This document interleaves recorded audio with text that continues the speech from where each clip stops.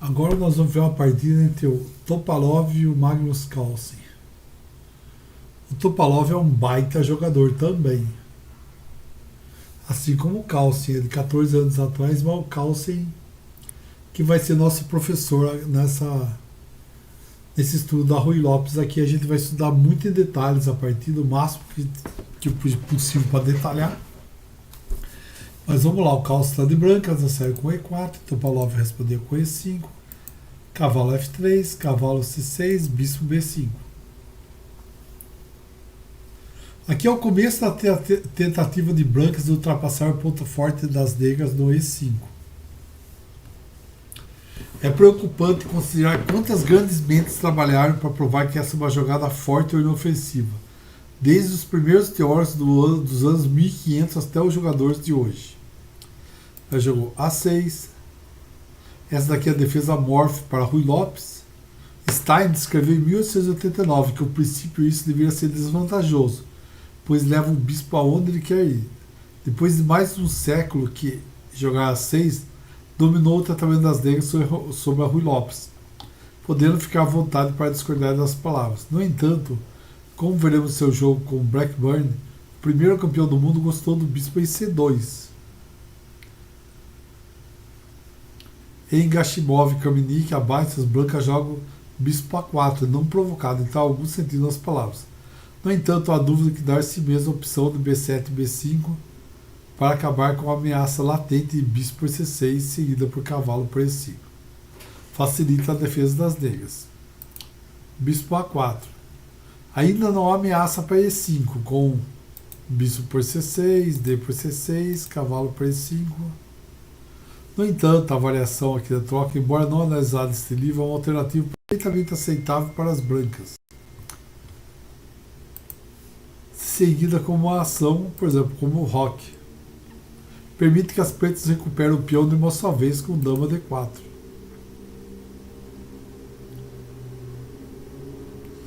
Que aqui, dama D4, ele está atacando o cavalo e o peão ao mesmo tempo, né?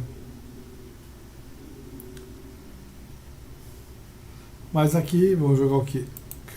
Cavalo F6.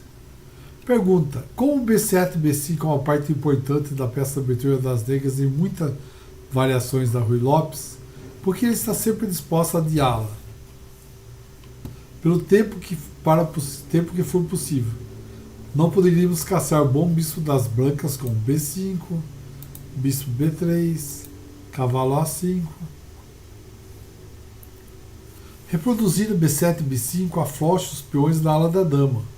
No entanto, como veremos os exemplos deste livro, quando esses peões são bem sustentados pelas peças pretas, eles deixam de ser uma fraqueza importante e pode realmente se tornar uma força de ataque. Portanto, faz sentido que a negra adie B7 e B5.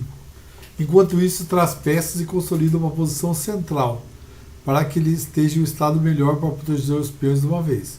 B7 e B5 é realmente jogado. Se o preto jogou B5, bispo B3, cavalo A5, ele teria a chance de eliminar o importante bispo das brancas, sem dúvida uma coisa boa. O problema é que leva muito tempo, pois aí vai roque, D6, D4, F6. Segurar o ponto forte E5 é o objetivo fundamental para as negras. Em vez disso, jogar E por D4, cavalo por D4, as negras não podem perder uma peça com C5. Pretendendo C4,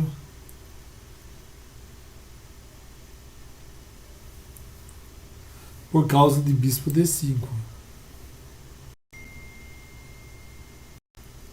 Ou você pegar cavalo C3, cavalo por bispo, A por B3.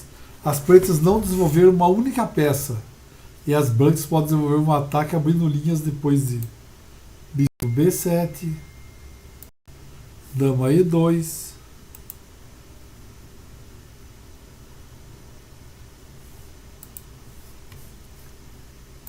G6, bispo E3, C6, D por E5, F por E5, cavalo G5, bispo E7, peão F4.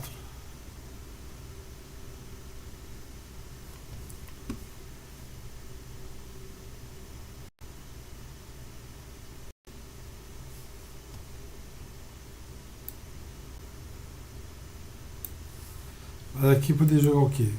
B5 não, desculpa. Aqui poderia jogar A4. Nada mal. Se jogasse C3, uma mudança com papel duplo permite cavalo A5.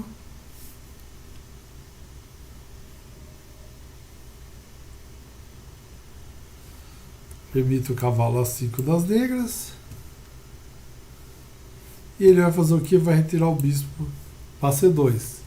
É preparatório para o futuro D4 aqui. Mas o movimento do jogo é uma boa maneira de combinar a defesa com o ataque.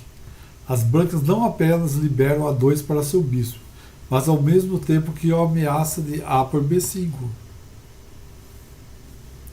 ganhando um peão.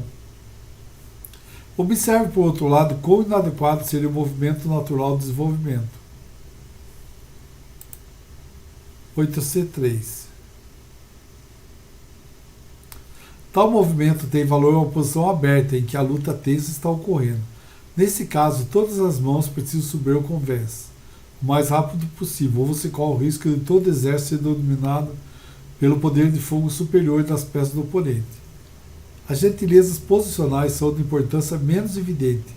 As peças precisam ser trazidas para o jogo, não importa o que aconteça, mesmo que seja de maneira aleatória ou estrategicamente abaixo do ideal. Aqui, no entanto, a posição após D6 é de natureza fechada. A posição dos peões no centro ainda não foi resolvida, mas não há um grande confronto tático por lá. Os dois exércitos estão sentados atrás de suas próprias fortificações, mantendo uma distância respeitosa um do outro. Em uma posição fechada, a ênfase está nas peças-chave, das principais características posicionais. Aqui uma peça-chave é o bispo das brancas em B3. Depois de cavalo C3, as pretas poderiam caçá-lo com cavalo A5. Quando a troca de bispo por cavalo não puder ser evitada, assim as pretas adquirem o par de bispos devido à natureza fechada da posição. As pretas podem realizar essa manobra estrategicamente desejável, que é o rei cavalo A5 e cavalo por B3, sem serem punidos pela perda de tempo envolvida.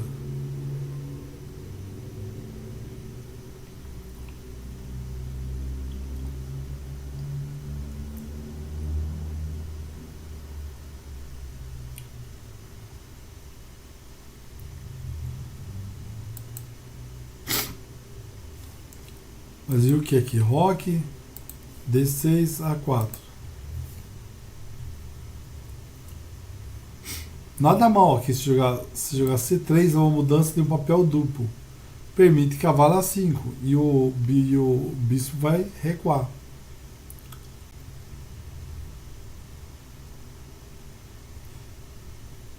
Observe, por outro lado, quão inadequado seria o movimento natural de desenvolvimento. Cavalo C3. Tal movimento tem valor em posição aberta, em que a luta tensa está ocorrendo. Nesse caso aqui, tudo vai precisar subir aos convés e lutar.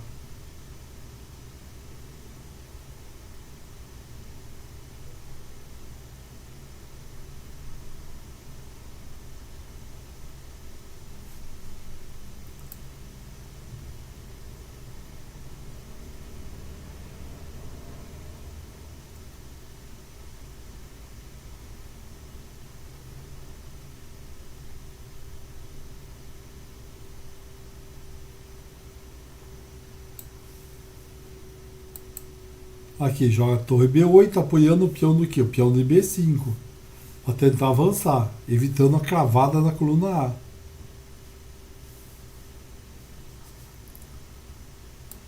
O B4 é examinado no próximo jogo, vai ter esse lance aí. Mas vai jogar o quê? Ah, por B5, com essa troca, as brancas protegem a coluna aberta da torre em A1. A por B5, forçado. Como torre por B5 eu deixaria um peão fraco na A6 e perderia tempo para cavalo C3. O cavalo B2. O cavalo inicia sua jornada tradicional ao lado do rei, onde pode apoiar o centro e introduzir ameaça de ataque contra o rei negro. Roque. O rei das pretas está seguro. A estrutura de peões no centro é simétrica. E o único alvo em sua posição é o peão no B5.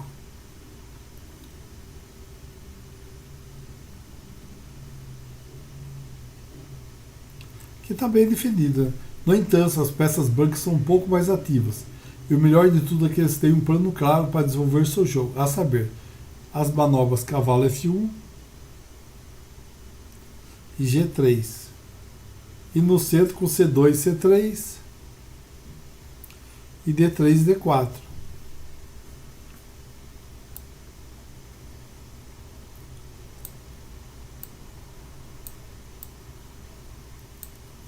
Aqui jogar torre 1. O primeiro passo no referido plano está aberto o caminho para o cavalo ir F1. Ele vai fazer o que? O cavalo vai vir. O cavalo vai vir aqui para vir aqui.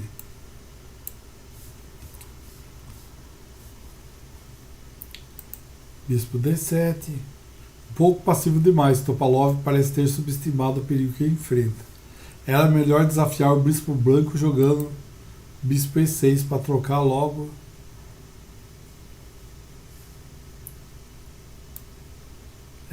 Abusado de Magnus é chumbo. Jogou C3.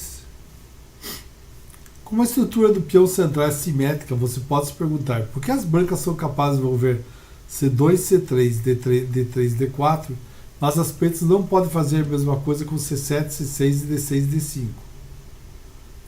Fazer a nós mesmos pergunta pode parecer um pouco estúpido, mas nos faz perceber que a implantação das peças das brancas é significativamente mais eficiente que a das negras. O cavalo em C6 bloqueia o avanço do peão em C7, enquanto o cavalo de B, D2, as brancas mantêm o caminho aberto para C2 e C3. O movimento torre 1 das brancas não serve apenas para permitir cavalo F1, ele também detém um futuro D6 e D5.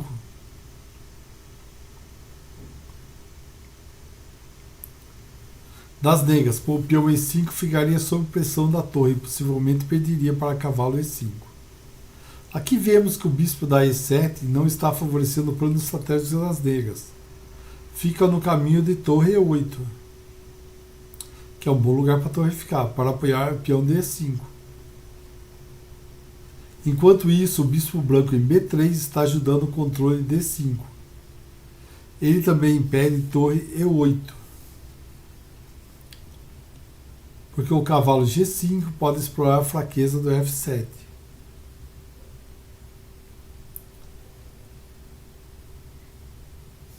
Então vemos que apesar de tudo parece ser mais ou menos igual, as brancas têm a vantagem, porque elas têm um plano para melhorar sua posição, enquanto as pretas são bem desenvolvidas, mas não conseguem relaxar sua posição muito mais.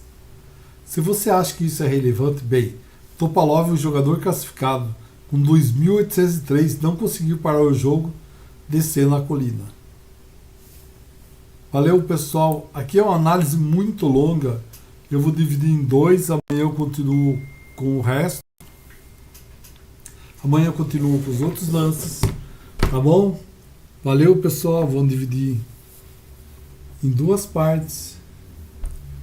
E amanhã eu quero ver se eu acabo essa partida. Essa partida está bem analisada, eu tirei do livro, que é o Rui Lopes, Lance a Lance. Então ele está muito bem explicado. Então eu vou dividir em dois, que é uma análise bem longa, tá bom?